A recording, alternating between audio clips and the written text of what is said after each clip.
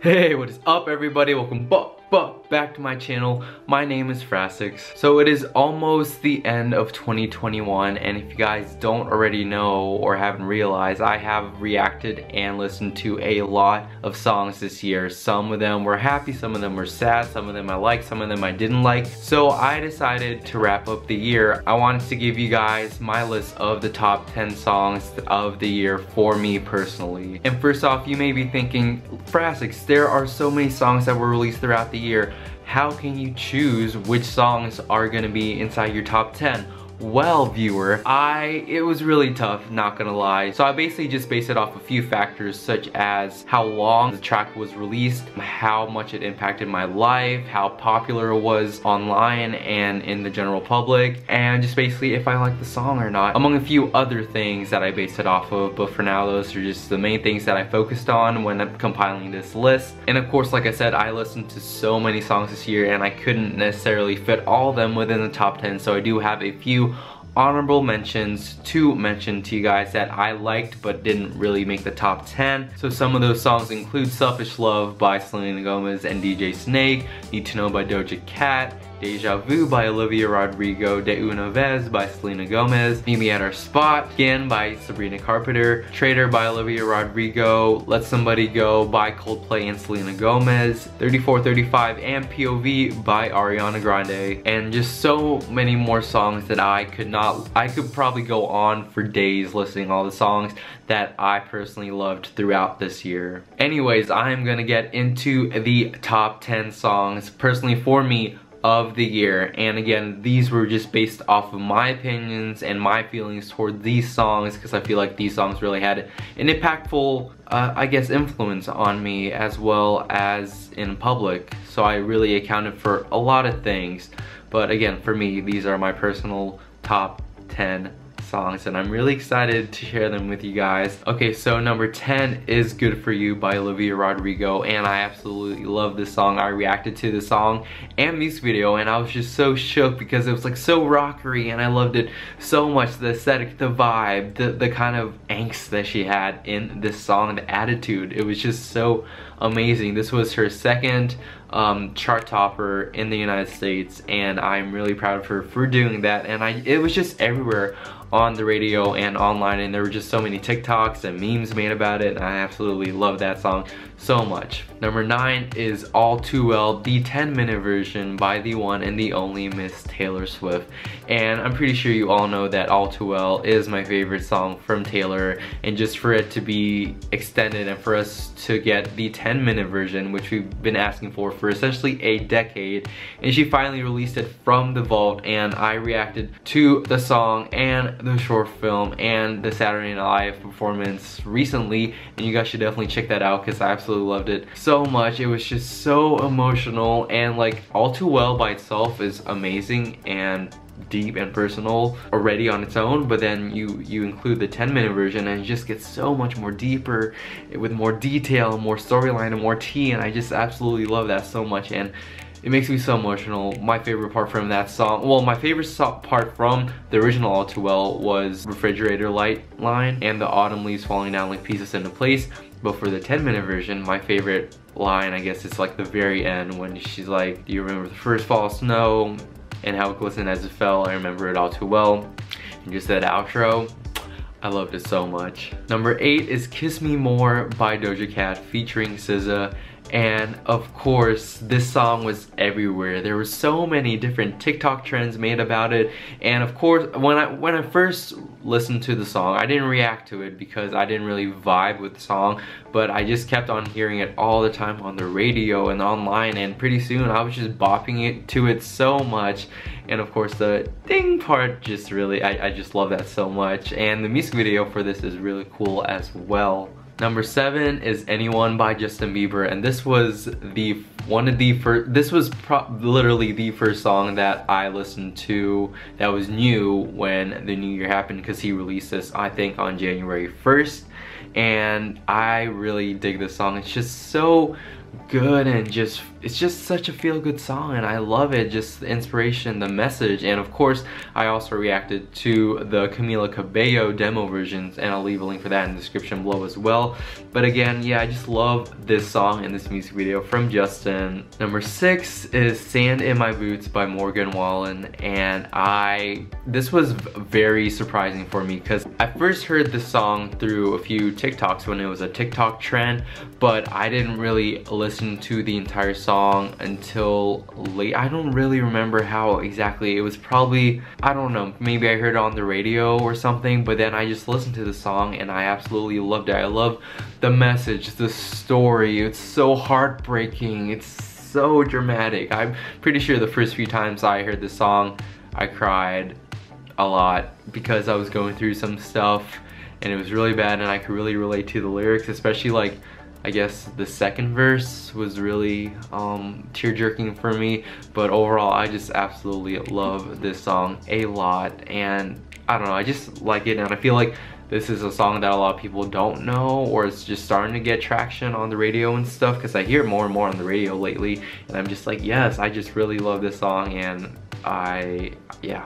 Okay, so number 5 is Happier Than Ever by Billie Eilish, and I remember the first time that I actually heard the song was, again, through a few TikTok trends and everything, but I didn't actually really listen to the song until I think I was scrolling through Instagram and there was like a performance that she did live and the crowd was like super hyped with the song, and I was like, okay, I gotta check the song out. Then I listened to it, and of course it was like very chill at first, and I was like, okay, I don't really know how people could like rock out to this, or if it's a different song from the one that I saw on the live performance or whatever. But then, you know, kept on building, and then it did that transition, and I was like, oh my gosh. And honestly, this song got me through so much.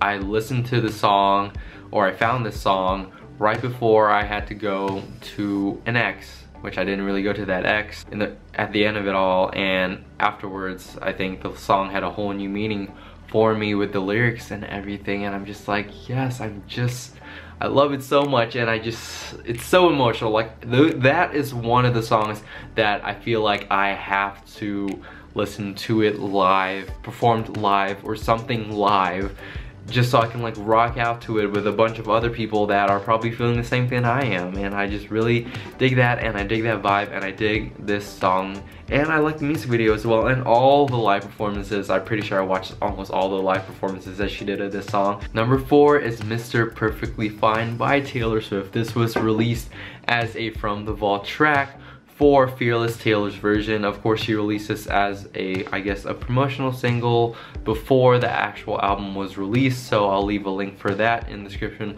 below. I love this song so much. I can't believe she kept this in the vault from us for so long, and now we finally have it, and I love it again so much. I think I listened to this right before I went on a trip to Chicago for the first time, and I remember playing this, or this was one of the songs that I played all the time during that trip, so it just really has a special place in my heart. And of course, I just love the song overall. The chorus is amazing, especially like the last chorus when she goes like an octave higher. I was just like, I was done. I'm pretty sure you guys didn't see my reaction to that, but I just absolutely love it so much. It's so poppy. I'm so upset that we get all these visuals and stuff for Red TV, but we didn't get one visual for Fearless TV, and this would have been the perfect song to have a music video or something for, a live performance for, or something. I just want Taylor to recognize this song for the masterpiece that it is, because it really is an amazing song.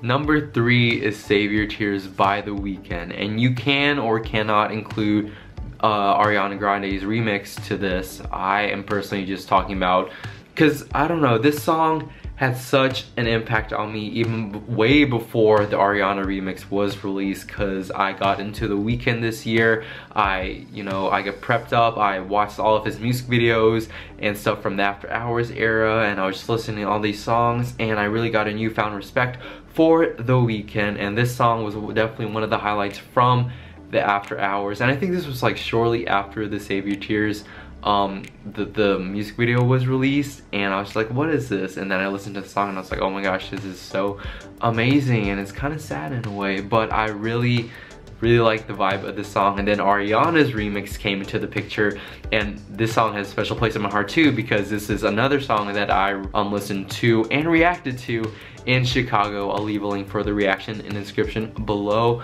but I absolutely loved it so much. I kept on replaying it throughout that entire trip. I love Ariana's part so much, but I feel like this is one of those songs where the remix isn't necessarily, it doesn't make it better or worse. It stands on its own just as much as the original does, and I love both of them so much, and I just really like this song. Number 2 is Levitating by Dua Lipa, and you can include the remix by this known rapper, but I'm not, because I personally loved the original so much from the first time that I heard this song on Future Nostalgia, and I'll leave a link for that reaction in the description below. But I don't know, they literally just kept on releasing every other song for singles and music videos and whatnot, and then by the time it was actually Levitating's turn to be a single, they kept on releasing so many remixes, and I'm just like, what's wrong with the original? The original is amazing, and of course people agree with me because it is, I think, the best song for a female artist this year or something like that. It's the most successful, and it went number 2 on the Hot 100, which I'm super pissed about because it should have been number 1. It deserves number 1, but you know what, it's okay, it's okay. And I just love all the performances that Dua put on for this this song. I just love it so much. She's so genius, and I love it. Especially the Grammy performance, that was just amazing. And I'm gonna be seeing her in concert and meeting her next year, so I'm really excited for that as well. But yeah, I just absolutely love it. I think out of all the songs on this list, this was probably the one that's been with me the most, so I'm really happy that it made it within the top 3 at number 2. And now we are at my number 1 song of 2021, and this song, I feel like it's definitely rightfully deserved.